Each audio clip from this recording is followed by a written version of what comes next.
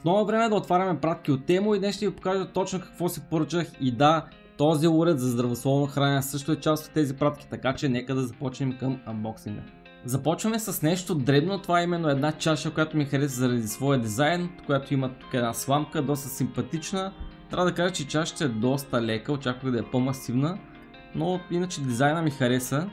Беше опакована в някакъв стиропор, не знам как оцелява буквално като го видях и се стресирах, но за мое щастие е здрава, така че нека да сложим нещо вътре да видим дали наистина сламката работи. Ето и чашката, очевидно е, че работи като скачен съд, защото докъдето е нивото на течността, до там е и самата сламка. Да отпием веднъж. Да, работи си перфектно. Дизайна, както казах, ми харесва, така че това е една добра покупка, беше доста ефтина. Ако искате да видите всички неща, които съм си купил, може да напишете кода, който показвам, или да използвате линка в описанието. Приложението на Temu е безплатно. Всички нови потребители на сайта ще спечелят бъндъл с ваучери на обща стойност 200 лева. Така, нека да продължим към втория продукт. Това е едно готино сакче, което си хареса. Надявам се да се вижда, доста е обемно. На него пише T60. Така че мисля да ходя на фитнес, това определено ще ми е необходимо. Да видим какви джобове има. Цяло, доколкото видях, има няколко варианта за носене, което ми беше... Единият е тук отгоре за тази дръжка така. Вторият вариант за носене, ето тук отляво и отдясно, има вътре такава връв, която може да се сложите през рамо реално. И третия вариант е това нещо става и на раничка, сега ще ви покажа как. Ето тук отзад има един цип, който да се объркнете вътре, изваждате ето тези неща и това реално става на раница. Така че ще го нагърба, тук отдолу да се закачи, нека да го направим. Става доста лесно, наистина са го направили доста удобно и това беше една от причините да се го поръчам. Ето е раничката, виждате, направо си е нормална раничка и сак за през рамо и с дръжка, така че който както иска може да се носи. Какво има друго в него? Голям, огромен цип отгоре, който да си поддържате нещата. Тук вътре е това за рамото, за което ви казах. Така е един отворен джоб. Отстрани също има някакъв джоб. Това е някакво малко джобче, за което да слагате някакви други неща евентуално. И най-интересното е, че от тази другата част, отляво, също има джоб, но този джоб влиза навътре в самия сак, ето това нещо, което видите. Тук може да си слагате реално обувки, които като влязат вътре в сака, да не ви цапат нещата, които са сложени вътре, примерно дрехи и такива неща. Това стига до самата вътрешност, нека да ви покажа отгоре, ако може да се види. Ето как би изглеждал, това да кажем, че са обувките и тук отстрани може да се наредите други неща. И обувките реално са вътре в това нещо и предпазват всичко, което е в сак. Продължаваме с следващото нещо, а това именно е нагръдник, с който може да правя някакви влогове евентуално.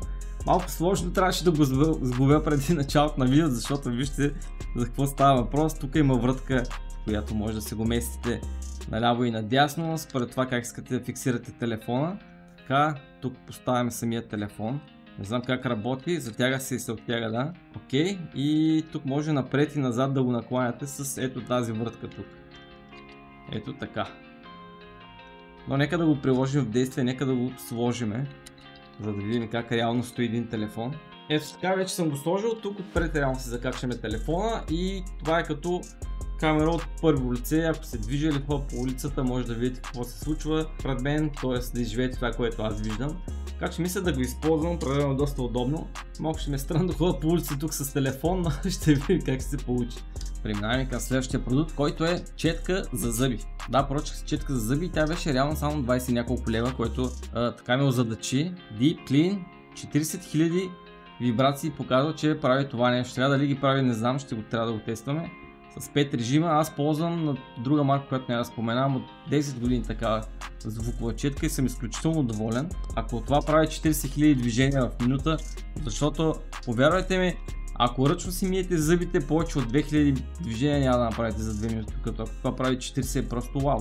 Така, имаме 4 броя на крайника за миене на зъби, така че може да си ги сменяте доста често и като цяло и се продават навсякъде. Изчистване, избелване, пулсация, полиране. Доста добре се усеща. И така с натискане Да, различен тип вибрации прави. Между другото, четката е мека, което за моите венци е важно, защото аз съм чувствителни венци и са ми проблемни. Ами да видим как е усещането. Доста добре. Харесвам, между другото мисля да си я ползвам. Това нещо просто е, как да кажа, много добра инвестиция наистина. Ако имате проблем с зъбите или ако имате ръчна четка, използвате такава, много по-удобна, много повече измива. Лично аз ползвам звукова четка и тази върши страхотна работа наистина. За тези пари е безплатно, така да го кажа. Следващия продукт, който си взех е това нещо. Зелен екран, да, много пъти ме питате: Прокопиев, защо нямаш зелен екран? Видеокарта, която използвам, позволява с натискането на копче реално да ми изреже от бекграунда, както съм примерно сега. Но реших да имам и зелен екран, понякога може да ми е в полза. Този е такъв, който се слага реално за стола. Не знам как са го побрали тук вътре. Пише, че 1,40. Изглежда малко. Опа. Леле. Голям чершаф излезе. Добре, това е достатъчно да ме скрие. Нека да го тестваме. Някъде. Ето тук има... Не знам дали се вижда. Прекалено е голям. Как да го сгъна, после не знам. Тук това се слага в стола. Нека да го пробвам. Вече го сложихме. Просто сядаме. Ето така. Имаме зелен екран и може да го тестваме. Сега в момента ще пробвам на програмата дали ще ми изреже реално, т.е. да остана без фона отзад, но е доста удобно. Въпросът е как ще го сгънем сега това нещо, не знам как излезе от това малко кръгче. Нека да пробваме да го сгънем обратно. И някакси го сгънах. Правите някакво такова странно движение така и то се сгъва и става на кръгче. Ето, стана на кръгче и сега си го слагате много компактно. Няма нужда от стойка реално, защото преди използвах специална стойка отзад за зеления чершаф. Това просто си го приберете сега в кълъпчето. Ето, прибрахме го, виждате колко е компактно, наистина много удобно. Просто е перфектно, ще си го използвам определено. И за финал остана да изпробваме този уред за здравословно хранене. Той ще правим пържени картофи без да ги пържим. Да видим дали ще стане магията. Това сме, взел съм си малко бланширани картофи, тъй като за този уред нормалните картофи трябва първо да се изсушат с хартия, да ги обидете, отнема малко повече време. Бланшираните стават веднага от фризера. Вземаме кошницата. Ето ги картофите, слагам направо на око. Опа, май малко прекалихме, но да кажем, че така е добре. Половин килограм горе-долу. Пускаме на 18 минути, 170 градуса и сме готови.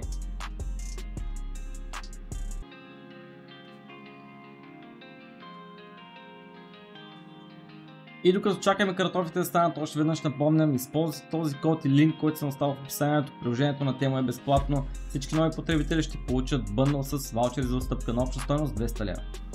Остава още една минута, мисля, че нашите картофи са готови, поне така изглеждат. Нека да надникнем. Отваряме, програмата прекъсва. Вижте ги сам как изглеждат. Автентични картофки от Макдоналдс с загар, само че нямат никаква мазнина, не са пържени, на се печен картоф. Аз остава да ги посоля и да ви пожелая бон апетит.